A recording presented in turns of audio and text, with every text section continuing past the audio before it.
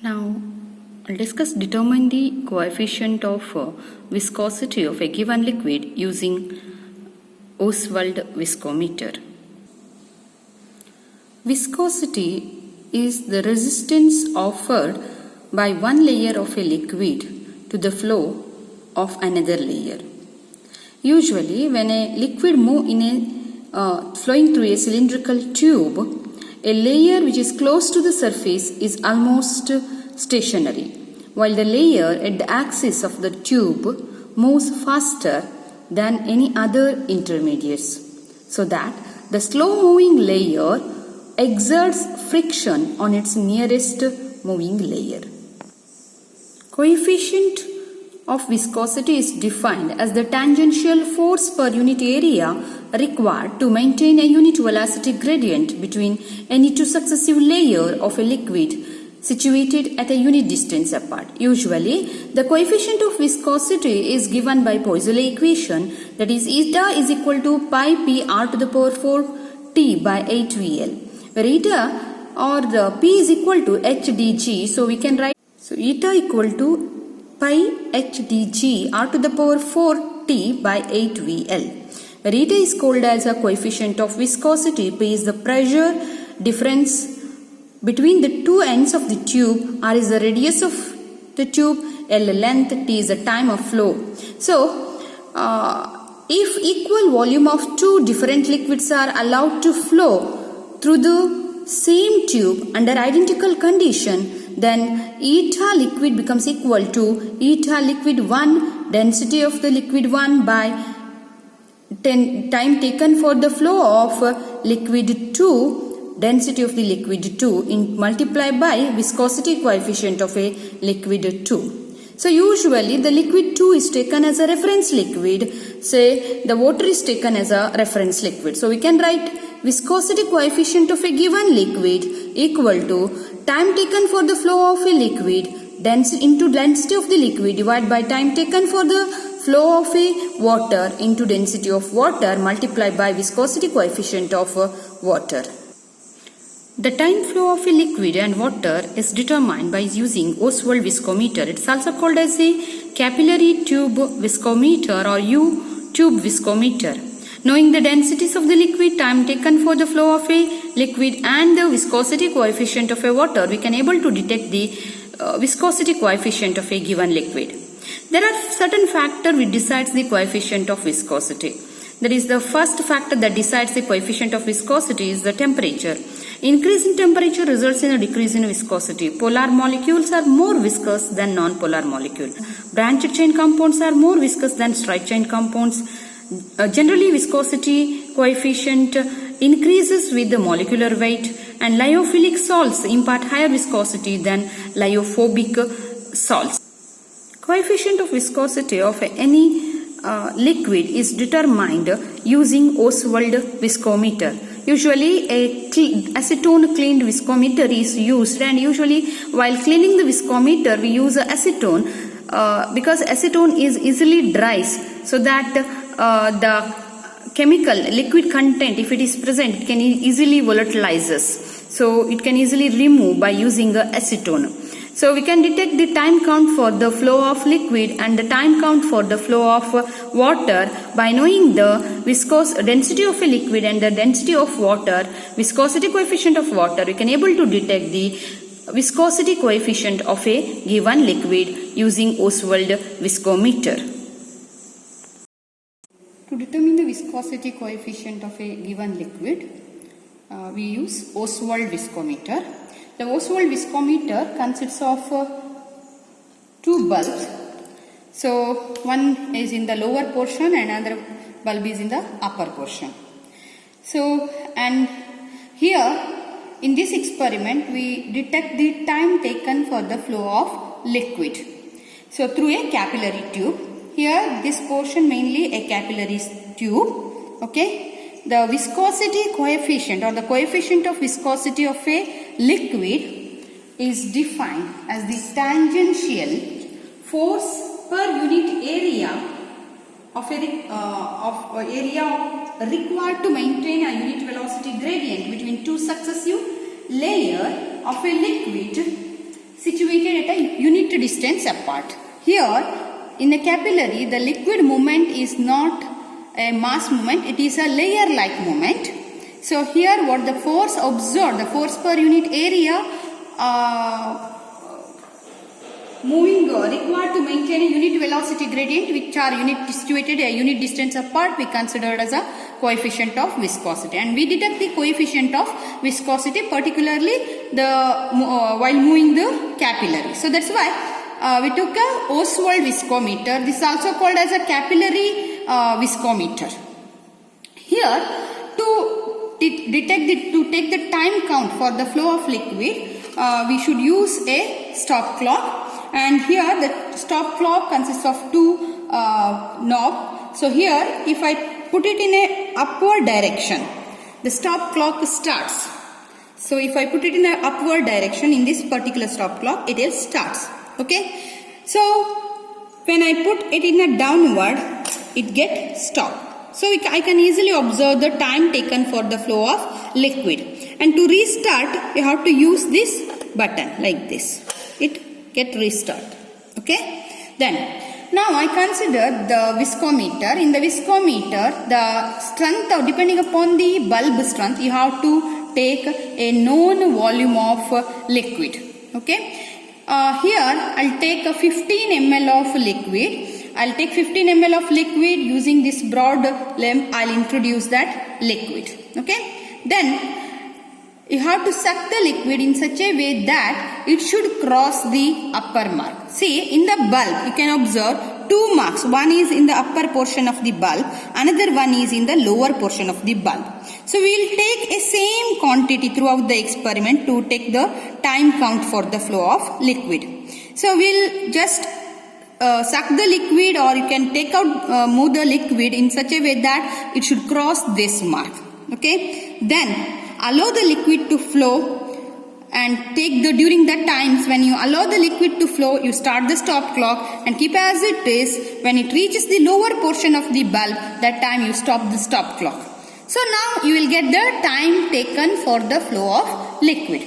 So I'll demonstrate. Say here I'll take one organic liquid, and this organic liquid I'll take a known quantity. Say I'll take a 15 ml of liquid. For this I'll use a bulb. Okay, I'll just take the liquid. See, you just press the bulb and insert and slowly allow it. So it will move upward direction.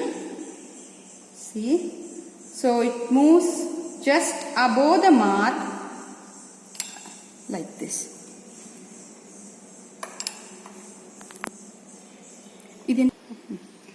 Slowly allow it, and I'll take exactly up to mark. First I'll introduce 10 ml.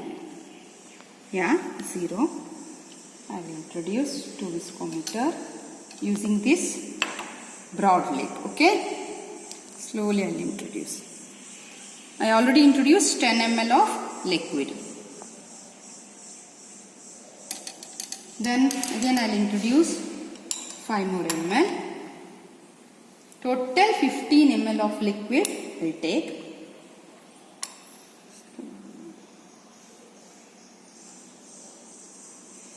Now I adjust to 5. So this is 1 ml.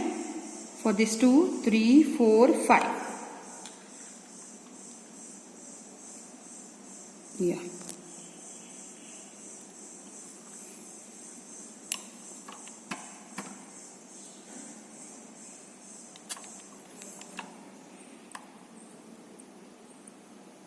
Okay, I'll introduce total 15 ml. Okay, then you should detect the time for the flow of liquid. See, in the manual, based on the Poiseuille equation, that is pi eta equal to pi p r to the power 4 T by 8 VL. That's what we call it as Poiseuille equation, or you can expand P equal to HDG. Okay. Then based on this equation, we'll compare. We'll take one reference liquid, that is water, and then we'll detect the viscosity coefficient of a given liquid. Usually water is taken as a reference liquid, then we can able to detect the viscosity coefficient of a given liquid based on the with respect to the reference liquid, that is water.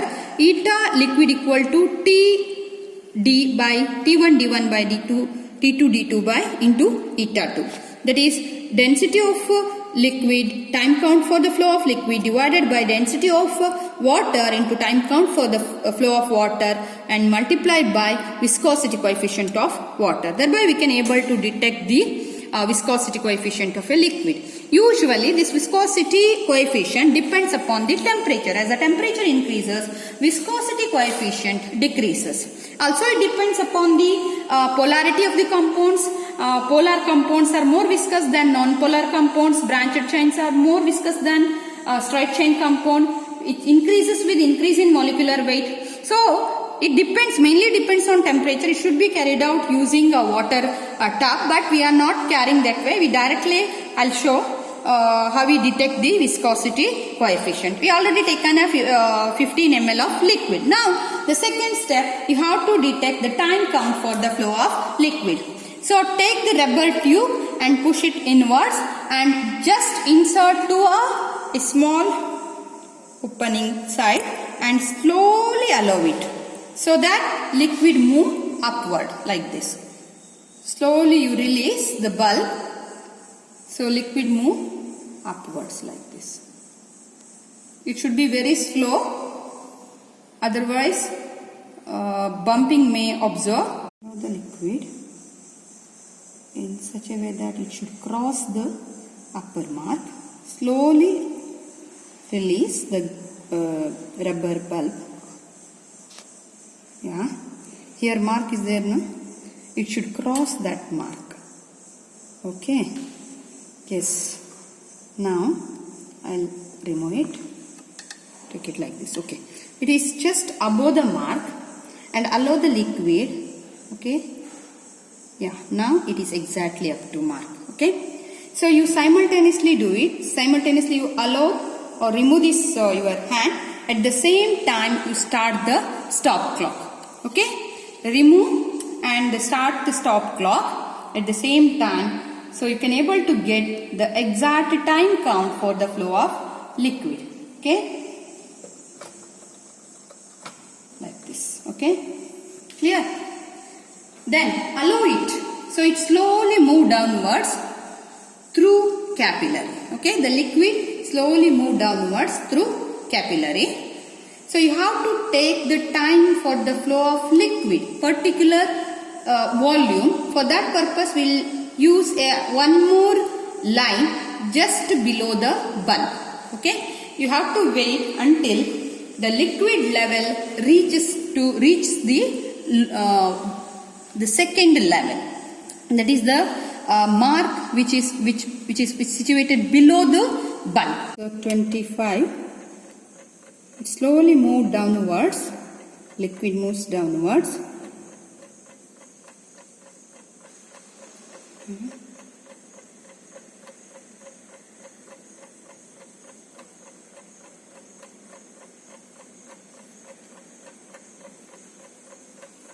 Yeah, it moves downwards.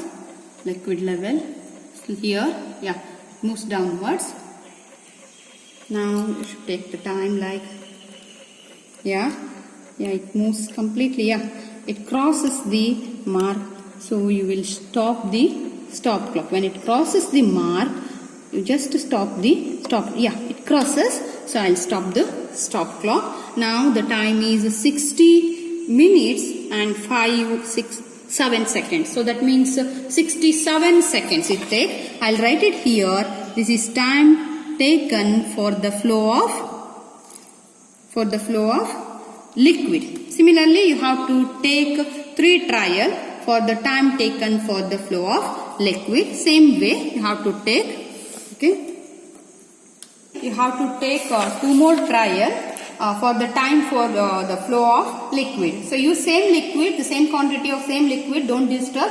Just you take the rubber tube and press it and insert it to a narrow lip, okay, and slowly release the bulb so that the liquid move upward directions. Same way you have to take a 3 trial, time taken for the flow of liquid. After this you wash the viscometer, throw the liquid and wash the viscometer. So while washing you should use acetone. Instead of using water you have to use acetone. So why I use acetone? Because acetone is a drying agent. Easily it volatilizes. So it can able to remove almost all liquid. So easy volatilization is possible. Okay. So because it is a narrow lip, so we can easily wash the liquid. So you just introduce acetone and wash it properly. Then throw it, and this viscometer you dry it. Okay, after drying, like allow it or keep it in a oven for about 20 minutes. After drying, okay, take the viscometer and you carry the same, that is the time for the flow of same experiments for the dry it properly. Okay, before drying you wash with the acetone. Okay, throw this acetone and keep this viscometer in a oven for about 20 minutes. After complete drying, okay, take out the viscometer, cool and to room temperature. Then you have to carry the time taken for the flow of water. Same way what you already done in the case of time taken for the detection of time taken for the flow of liquid. The viscometer is already dry. I'll keep here. Then I'll take a distilled water. Same way you have to take 15 ml of distilled water.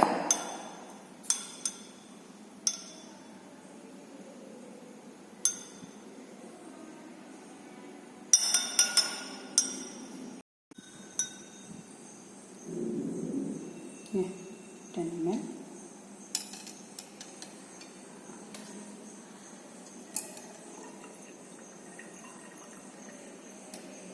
Because I introduced 15 ml liquid, that's why again I will introduce the same quantity of water, 15 ml of water.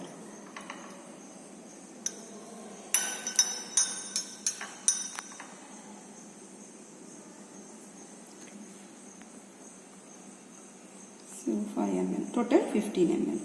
Same way you have to detect the time count for the flow of water.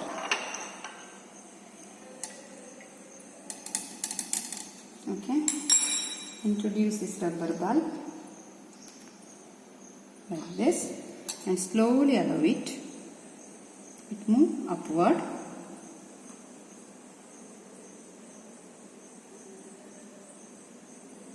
And it should be above the mark.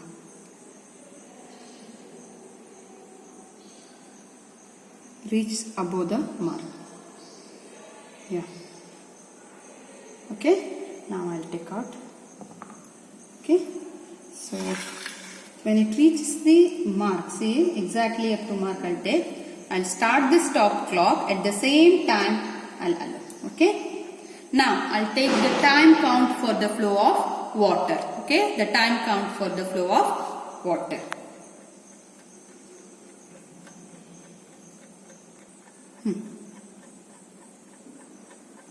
Yeah. Take 60 seconds. Now slowly move downwards. Yeah. It reaches. Yes. Yes.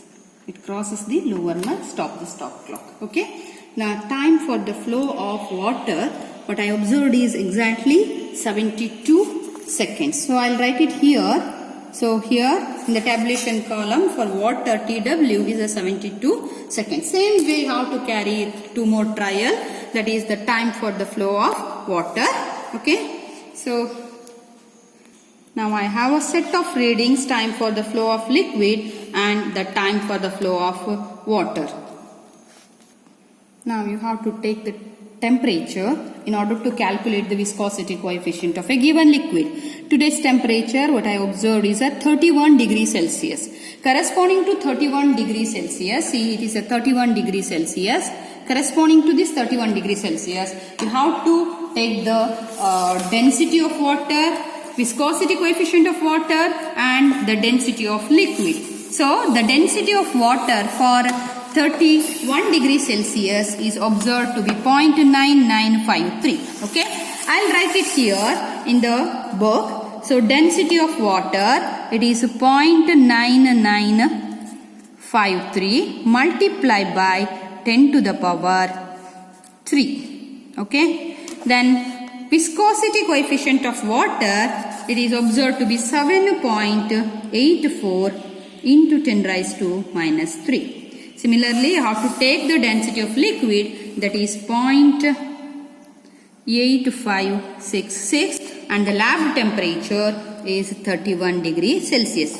We know the set of values. We know D1, T1, D2, T2 and eta 2. These values, you have to calculate the viscosity coefficient of a liquid. Eta L is equal to time count 67 or multiplied by the density of liquid divided by viscosity coefficient of a liquid, viscosity coefficient into viscosity coefficient of water divided by time count for the flow of water divided by density of water. That gives the viscosity coefficient of a given liquid. So the viscosity coefficient of a given liquid usually expressed in terms of Newton per meter square second. Okay, thank you.